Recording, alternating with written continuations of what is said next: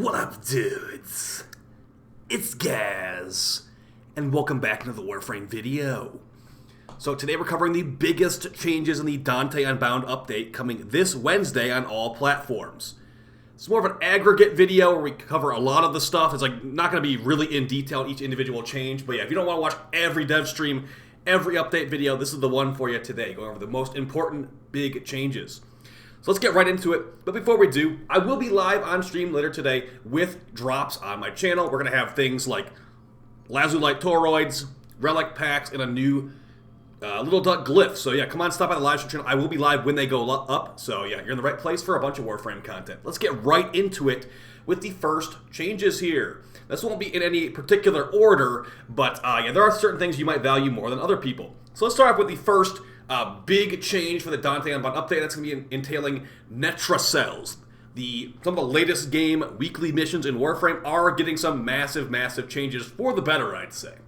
So we've got a new mission type called Deep Archimedians being added on Wednesday, and I'd just like to let you know, these are not going to be outright replacing Netra cells. You can still run normal Netra cells as you want to, but it's awesome. They're actually removing the bad drops from Netra cells, so it's just going to be a net positive for everyone. For these Deep Archimedians, there'll be consecutive missions. Think of like a sortie that you can't leave during or change your mission or your build during at all. So you'll have some optional modifiers that will give you even more loot. And if you get all the modifiers, you'll be getting tons and tons of stuff, and even a legendary arcane guaranteed. So that's going to be available on Wednesday, and it will consume 2 of your Netra cell attempts to do this. If you'd like to access these missions, you're going to need rank 5 with the Kavia Syndicate, basically the newest I almost call it DLC, the newest updates in Warframe. Get the maximum rank with that syndicate. But yeah, great stuff there, and it'll be definitely a bigger challenge for players that are, really geared out like me. All right, moving on to some other changes here. We're going to have some really nice changes to Loki, the Warframe Loki that is pretty much forgotten by a lot of people, including myself.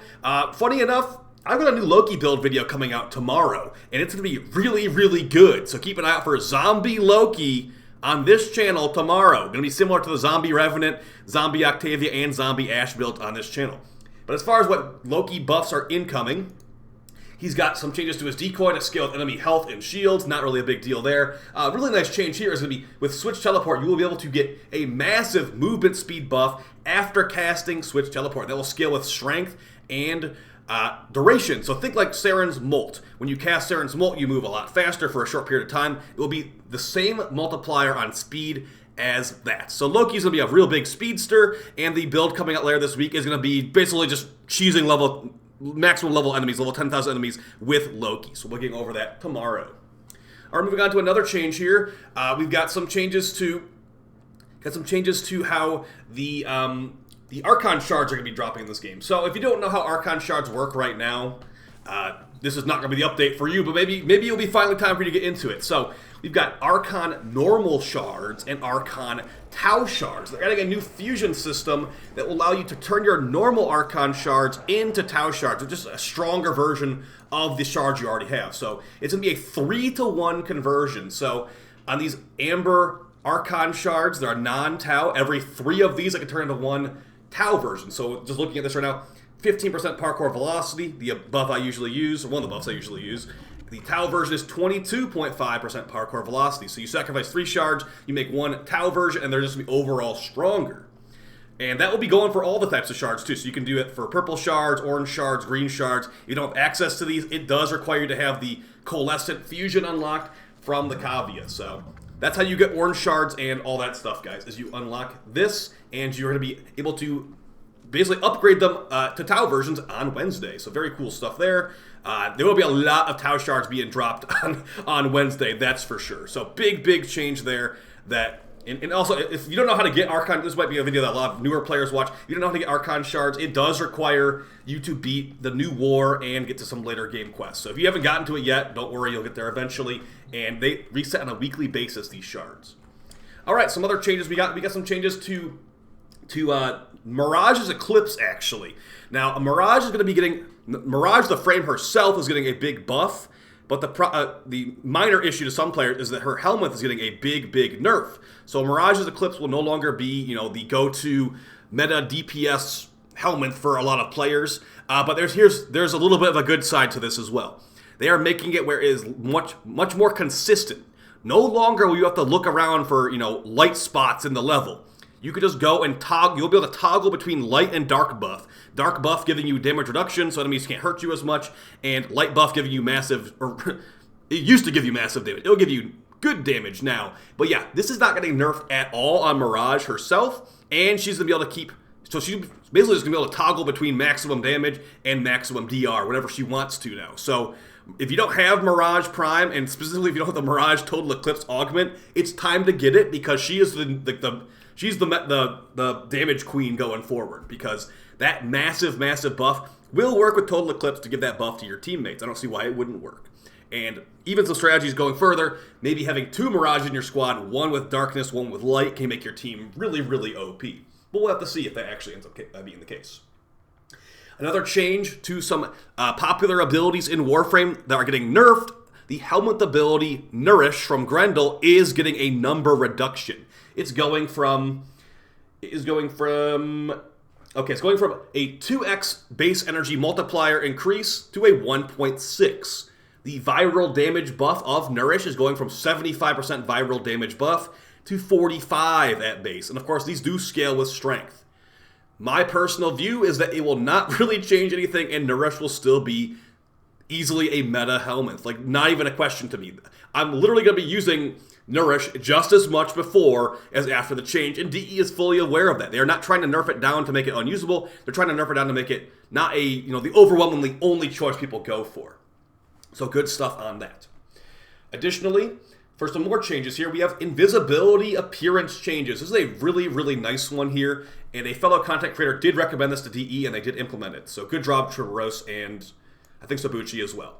All right, so looking at what we have here for the changes to invisibility, just a brief preview here. You're going to have multiple options. So here's an example of Loki. So if you want to make Loki semi-transparent, that is an option. There's also an option of making it a non-transparent with a glow. So this will work on Ivara, it will work on Octavia, Varuna, Ashe, etc., etc. So it will not work on frames that don't have invisibility abilities, apparently. So if you're playing Smoke Shadow Ashe, like Zombie Ashe, and you make your teammates invisible, they will still be invisible. So it's, I guess, only Ashe is the one that gets to be seen. And that should be the case for the Cloaking Bubble of Ivara as well. So a little bit of a bummer on that, but also whatever. I mean, it's cool that we're getting this. I'm really happy we're getting this. You'll be able to see your Ivara fashion. You'll be able to see your Ashe fashion, etc., etc. So you'll be able to finally see the pink Octavia teabagging in the corner the entire mission long. So great stuff there.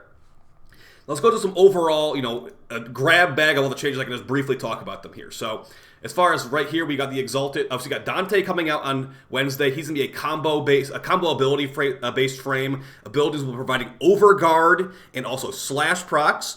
There's 2 new Incarnons coming out on Wednesday too. One of them is a pistol that will become an arm cannon, which looks like it has pretty good crit stats, so a new meta DPS pistol, hopefully. There will also be a fist weapon Incarnon. It will become a claw weapon when Incarnon formed, and it will do an AoE spike slam that will make spikes like impale enemies. Looks pretty cool. There's going to be the new Entrati Disruption with Necromech Demolus, so expect them to be pretty tanky, but maybe they'll decide that they're allowed to be armor stripped. But right now, they're not allowed to be armor stripped right now, so we'll have to see when it actually comes out. And they're doing it with the Deep Archimedia. There's a Stynax Deluxe skin. We got Nanaros rework. He's going to become a lot better. Be the Cat King, basically. There's going to be new Tenogen for Yoreli, Gyre, and Sevagoth. And also, I think that's basically it on that one. There's going to be the slam damage changes. So slam attacks are going to be a lot stronger after this update. More mods will work on slam damage. And yeah, this will be something that you'll potentially be doing more often. So beyond that, that is going to be most of the changes. But here's one of the big ones I didn't mention. Omnia Fissures. There is new universal fissures coming to Warframe. And when I say universal, I don't really mean entirely universal. I mean Lith, Axii, Neo, and Meso can all be opened in one fissure. And the locations for that are going to be on only certain missions will have them. Basically, some of the planets that never had fissures are going to get these as fissures. So here's an example of some of the missions that will be available. We're going to have both Conjunction Survival nodes on Lua. We're going to have Void Flood on the Zeraman, Void Cascade on the Zeraman, new meta farm right there, Albrecht's Laboratory Alchemy, so the Alchemy mission, if you ever played that before. I haven't really played it that much, so maybe we'll try it out. And also the Murmur Survival on the Albrecht's Laboratories are also getting Omnia Fissure too. So as far as the best ones here, definitely going to be the Void Cascade Fissure, giving you Arcanes for Phosphor, and also giving you, your Traces, your Ducats, etc., and Void Gel Orbs for Bile too. So some really good stuff in this update for later game players. Some good stuff for, I think there's some new player improvements too, but not really like extensively covered in their previous posts. There's a new frame and all that too, so it's going to be a good update. And we're also getting a new update called Jade Shadows before TennoCon apparently. So it's a great time to be a Warframe player, guys. If you have been interested in any of this stuff, it will be available on Wednesday for all platforms. And again, I will be live on stream. This video should go up while I'm live, so if you want to come stop by the stream, hang out, get some drops and all that, I'll be grinding out a bunch of relics for TennoCon Borrow, which is going to have every item Borrow's ever had. And that will be who knows when. I have to buy the ticket for it and stuff too. But yeah, I'll be opening tons of relics and answering tons of questions. So if you want to come by, ask any questions, feel free as well. So hope you guys found this video fun and helpful. I will see you on stream, hopefully right now, and I'll see you in the Dante Unbound update, covering it extensively on this channel, patch note video, Dante build, new Mirage build, new Loki video coming out tomorrow as well, guys, so I really appreciate the support, and I'll see you next time. Take it easy. Peace.